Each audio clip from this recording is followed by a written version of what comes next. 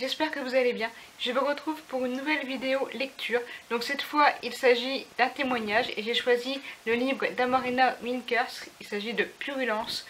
C'est un témoignage qui est depuis longtemps dans ma bibliothèque. Je crois que c'est un livre qui date d'environ 2010 ou 2011. Et c'est vrai qu'il traînait depuis un certain temps dans ma palle. Et voilà, entre deux romans thrillers, je me suis dit que j'allais m'y mettre. Et donc voilà. Bon, pour vous dire, je l'ai lu assez vite parce que je l'ai commencé avant-hier et je l'ai fini hier soir. Et pourtant, Dieu sait qu'ici, il s'agit d'un témoignage sur lequel il faut vraiment s'accrocher. Tellement puissant que moi j'ai dû moi-même m'arrêter pour aller regarder des informations sur le sujet et sur les témoignages et les interviews de l'auteur Amarena Winkers. Donc, dans ce roman, justement, qui est un témoignage, nous suivons Amarena, qui est une petite fille, on commence à la suivre vers ses 5 ans jusqu'à l'âge de ses 15 ans, où elle va nous raconter son histoire, qui est un peu atypique, c'est le moins qu'on puisse dire, puisqu'elle est née en 1978 dans une secte. Et voilà, dans une secte qui à l'époque a connu plusieurs noms, dont notamment la famille ou les enfants de Dieu, qui normalement n'existe plus. Excusez-moi, je me regarde là parce que le chat est monté sur la table. Je sais pas ce qu'elle fait. Bref, donc Amarena qui est née dans une secte en 1978 et qui va y grandir. À partir de ses 5 ans, elle a des souvenirs qui sont très percutants et très marquants. C'est très... voilà, elle a beaucoup de souvenirs pour son âge et c'est un... Voilà, elle y témoigne beaucoup de la manière dont ça se passait dans cette secte. Donc c'est un témoignage poignant. Donc évidemment ils sont exclus du système scolaire, ils sont démunis d'affection, ils n'ont pas le droit de posséder de biens matériaux, ils subissent certaines sévices et bien pire encore qui sont évoqués dans le livre. Et le livre était à tel point décrit avec...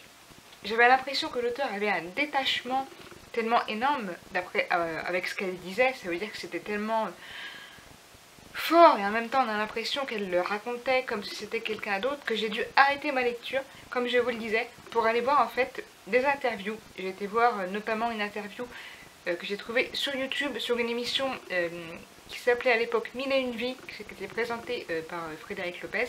Et donc l'invité était Amarena Winkers pour parler de son livre Purulence. Et j'ai essayé de comprendre comment elle a fait pour arriver à exorciser et en parler de tout ce qu'elle a pu vivre là-bas, puisqu'elle a été exploitée sur tous les points de vue. Elle a été exploitée de son corps, elle a été exploitée de sa tête, elle a été formatée complètement. Elle a vécu dans un milieu cadré où elle a vécu les pires horreurs. Et je me suis dit, mais comment elle a fait pour s'en sortir et pour se rendre compte, pour arriver à ne...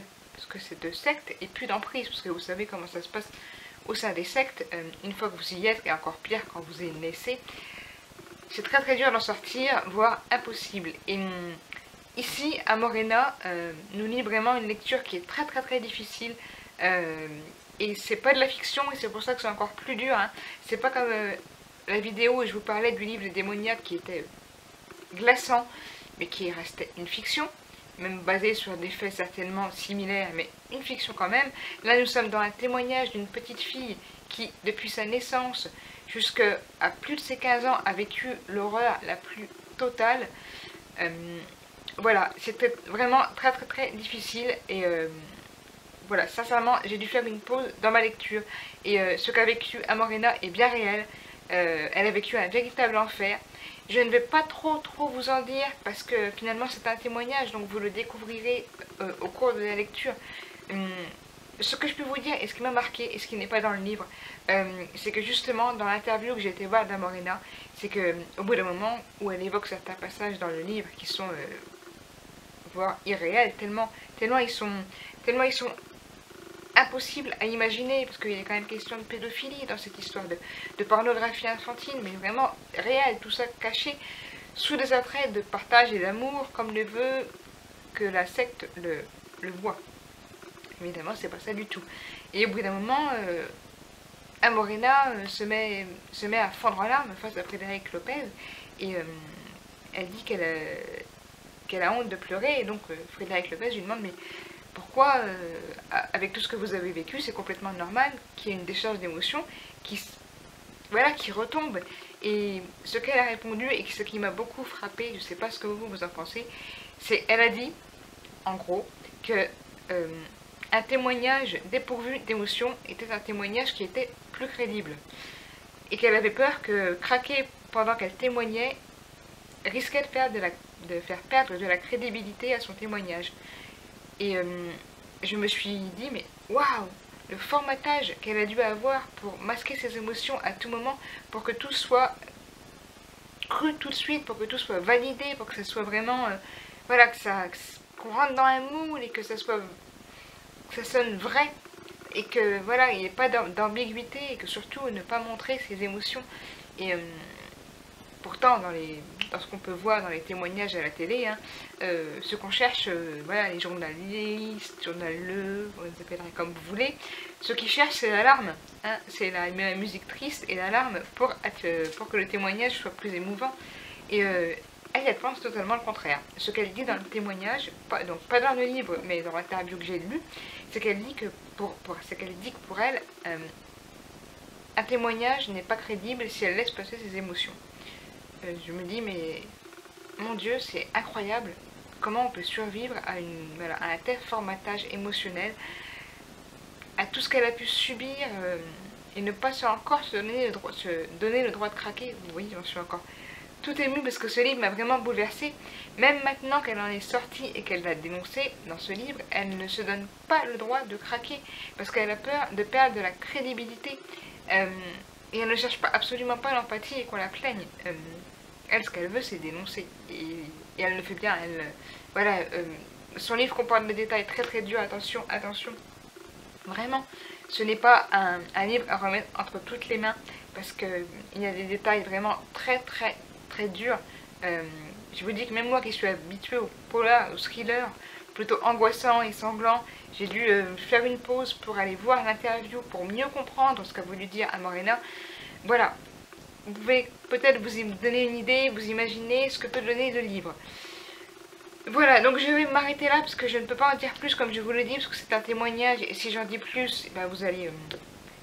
je vais tout vous raconter le livre, mais voilà, tout ce que je peux vous dire, c'est que vous voyez ce qui se passe au cœur d'une secte, dans ce milieu très très fermé, et comment sont formatés les petits-enfants dès leur naissance, mais vraiment dès leur naissance, et comment ils sont éduqués, entre guillemets, et comment on les formate pour qu'ils deviennent de parfaits petits soldats pour rentrer dans le droit chemin de la secte et ne pas en déroger, car s'ils en dérogent, voilà, il vaut mieux pas. Voilà, ils n'ont pas le droit et c'est la peur au ventre qu'ils avancent, c'est la peur au ventre qu'ils vivent. Et certains sont persuadés qu'ils sont sur le bon chemin, d'autres savent qu'ils ne le sont pas mais sont terrorisés à l'idée de devoir en sortir ou de vouloir en sortir. Et on peut vraiment voir comment on peut tomber dans le piège d'une secte, ou alors encore pire quand on y est né, comme Amorena. Voilà, c'est un témoignage vraiment bouleversant. Je sais pas pourquoi j'ai attendu de le lire aussi longtemps, peut-être parce que je savais un peu ce qui m'attendait et j'allais un petit peu à reculons parce que ça me faisait peur. Autant je peux lire un Stephen King, je peux lire du Franck Tillier, je peux lire du Justin Gilberti, je peux lire du Laurent Hamberton. Parce que voilà, on reste dans du thriller angoissant, mais voilà, mais ce genre de témoignage, c'est vraiment autre chose. Et je suis encore un petit peu sous le choc de ce qu'a pu nous raconter Amorena. Et c'est encore très très très difficile de se dire qu'il existe encore ce genre de choses, que ça reste très fermé et que finalement il n'y a pas vraiment d'agissement concret pour sortir les gens et les enfants et les personnes qui sont emprisonnées dans cet enfer. Voilà, donc cette fois je m'arrête vraiment sur ce dernier point. Je vous dis toujours pareil, hein, si ce livre, si vous l'avez lu et que vous l'avez aimé, alors aimer c'est difficile d'aimer ce livre parce que on peut pas, moi j'ai aimé ce livre pour ce qui m'a, voilà, pour le courage d'Amorena, mais je ne l'ai pas aimé du tout pour ce qu'il a raconté parce que c'est absolument horrible. Mais voilà, j'ai traversé ce livre en ayant quand même hâte de finir parce que c'était éprouvant. Voilà, c'était éprouvant. Donc si vous l'avez lu, dites-moi ce que vous en avez pensé. C'est pas évident parce que je vous parle en même temps, je surveille le choc, en train un petit peu de... ça filtrait partout. Donc voilà, si vous l'avez lu, votre avis m'est quand même intéressant parce que c'est un sujet qui est quand même assez délicat. Et si je vous ai donné envie de le lire, bah dites-le moi aussi, mais je répète quand même que c'est un livre qui est extrêmement dur. C'est vraiment un des livres les plus difficiles que j'ai eu à lire depuis ces dernières années. Ça faisait longtemps que j'avais pas eu autant de mal à lire un livre au point de la stopper pour aller voir les interviews de l'auteur pour comprendre sa démarche. Donc voilà, mais ça reste quand même un livre qui vous en apprend beaucoup et qui vous fait quand même ou découvrir certains points passés sous silence, et je pense que c'est important à savoir. Voilà, je m'arrête là. Je ne sais pas de quoi sera faite la prochaine vidéo, si ce sera un événementiel ou un livre ou autre chose. Vous savez qu'avec moi c'est un petit peu sur le tas et comme ça, je ne cherche pas forcément à faire des trucs qui marchent ou voilà, ou qui peuvent faire des vues ou du clic. C'est selon mes envies, selon ce que j'ai envie de faire. J'espère juste que ça vous plaît. Voilà, c'est tout ce qui m'importe, c'est que ça vous plaise. Donc ceux qui veulent s'abonner, s'abonnent, c'est pas non plus une obligation. Ceux qui veulent mettre un petit pouce bleu, le mettent, c'est pas non plus une obligation. C'est juste un encouragement et ça fait toujours plaisir, parce que voilà, je ne suis pas professionnelle, je le fais en toute spontanéité et j'espère que ces petits échanges d'avis lecture vous plaisent. Voilà, donc sur ce, je m'arrête là et je vous dis à très vite pour une prochaine vidéo. Bye!